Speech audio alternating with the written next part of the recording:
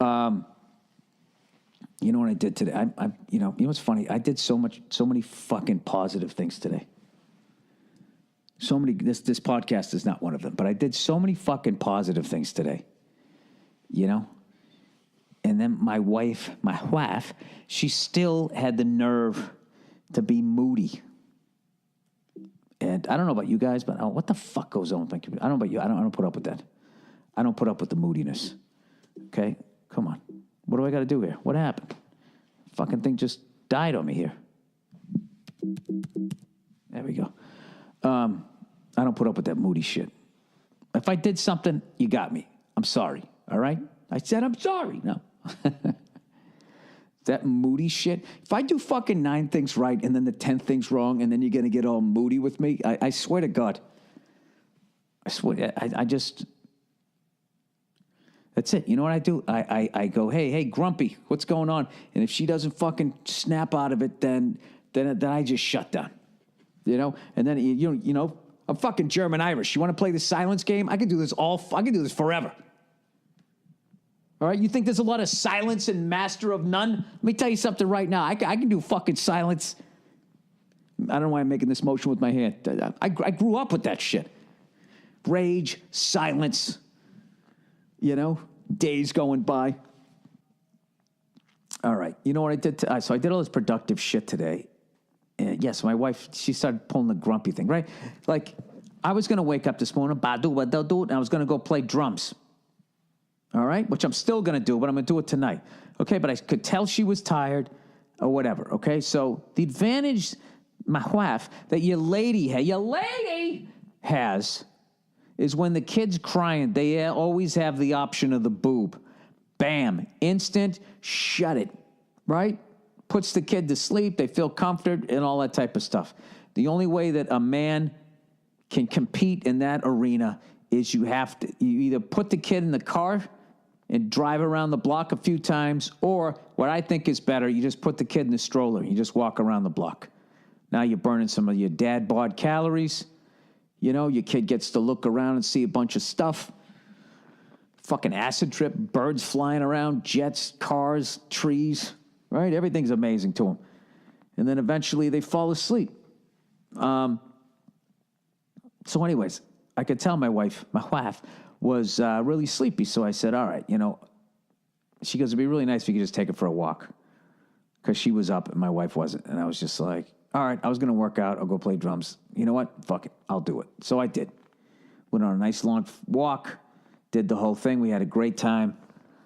She finally fell asleep. After like 20 minutes, she finally falls asleep. And then I walked around like extra, you know, taking extra long, you know, walk home and, you know, walking further past the house, come back up, you know. My wife's still downstairs. I can tell she's still sleeping. We hung out. We had breakfast together, right? I watched a little of the Jerry Remy, you know, Jerry Remy Day at Fenway Park. Just did all of that. And then she didn't come upstairs till like fucking, I don't know, 11:30? 11 o'clock or something? Something like that. So then she goes, all right, let's go out today. We said we were going to go out. I'm like, all right, let's go out. Let's go out. So she gets the kid ready and everything but the fucking shoes. I try to put the shoes on. I just can't do it. I can't do it. She tries to kick them off. I start laughing, and I can't get them on. And I finally got one of them on, and I realized I had it on the wrong foot. And I was like, fuck, and I had to undo the buckle. And then I finally got it on right. And she just kicked it off, and I just laughed. I said, I can't do it. I can't do it. And I left. She's like, really? And I said, yeah. I go, look, there's some things you're better at than I am. You're just better at this, right? So I leave.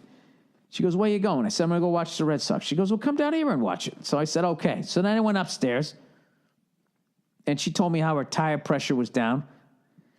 And I was trying to remember how to do that because I knew I had the tire pressure fucking thing, you know. You stick the thing on there so you don't overinflate, you don't underinflate. I'm looking up that. We got a little water bubbler. We're all out of water. It's a good opportunity to clean the fucking thing. I'm looking at shit like that when I'm up there. So I didn't go back downstairs. And she came upstairs fucking pissed at me. Because she spent like, whatever, the next 15 minutes trying to get ready with my daughter downstairs, which I understand. That must have been a pain in the ass. But I was up there fucking, you know, Yeah, so yeah, she gets in a mood. Now she's in a mood. Not yelling, you know? Not flipping out. Just in a mood. You know when they get in a fucking mood? They get this look on their face, they stop looking at you, and they make sure that they keep walking into the room that you're in. You know, as you talk to them, and they barely say anything back. So you know what? So you know what? Come on, guys. Let's learn something here. So you are aware that she's in a what? A mood. Oh, Jesus. Somebody's in a mood. I'm sorry. Did I do 99 out of 100 things? Jesus fucking Christ. So she's in a fucking mood. Then I got to go out, because I got my fucked up driveway. I got to get my car out of the way, bring her fucking car out because you got to get the fucking air in the tires. Oh, when I'm out there, you think I'm muttering? I put on a clinic of muttering.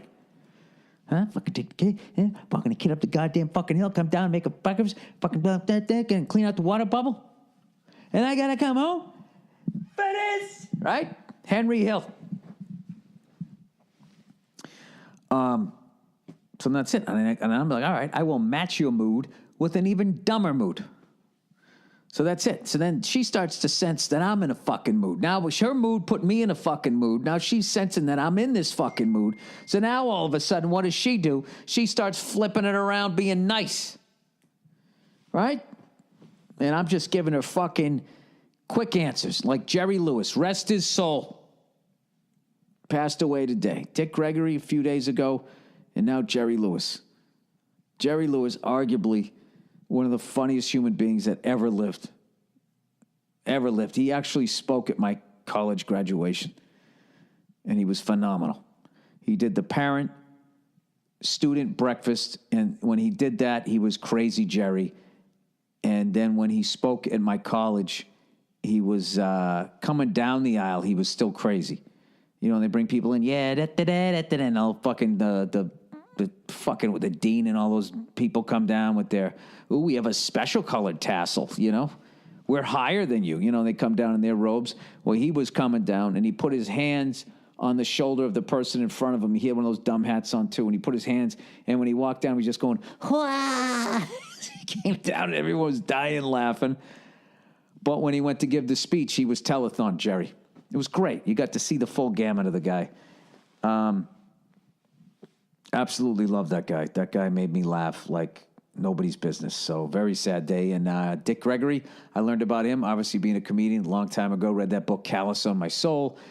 All those stories about him being one of the first black guys to ever work like white rooms. The Playboy Mansion in Chicago, playing that. Because what's his face there? Hugh Hefner was cool enough to let him play there. So rest in peace to both of them. So anyway, now this all pales in comparison to those two comedy giants. All right, so I match my wife's mood with my mood. All right? So now now she's trying to be nice to get me out of my fucking mood. Because then she realizes, this is all silent, by the way. This is all body language, all curt little answers. One of these things. Now she realizes that, I took my mood too far. I overly made my point, which justified him now being in his fucking mood. Right? So then at some point, she finally just goes, hey, are you just going to she goes, are you going to be in a bad mood for the rest of the day? I'm like, I'm not in a bad mood. I'm in a great mood. We have an awesome house. I tell jokes for a living. We're going to go out today. I'm in a good mood. I have the day off. I am in a good mood. You, on the other hand, I don't know. She goes, I'm over it. I go, fine. So what, you're just going to not talk to me? I said, look, we're going out shopping for kids' shoes. The second I see kids' shoes, it just puts me in a good mood. They're fucking adorable. Those little Jordans, the little shell toes. It's kids' clothes are the cutest fucking things ever. They're not even for kids. They're for adults. See some little sport coat, you're like, no. You can't help it. So I told her, I said, just let me get to the fucking kids' sneakers, and then that'll put me in a better fucking mood. What?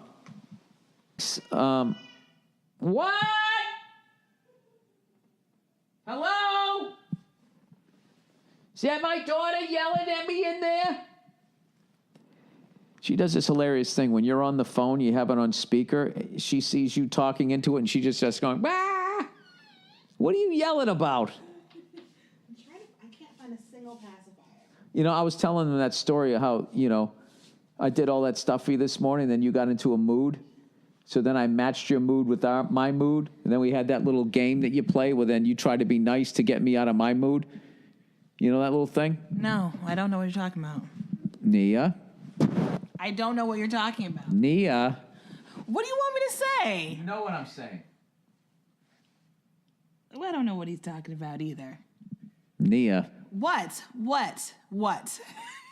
That funny game where, you know, you go into a mood, and then it puts me in a mood. Then you go, okay, maybe I took my mood too far, so now I'll be the one to turn it around. And then, you know me, you always got to fucking pull me out of the anger mud, right? Fine, yeah, sure. Oh, yeah.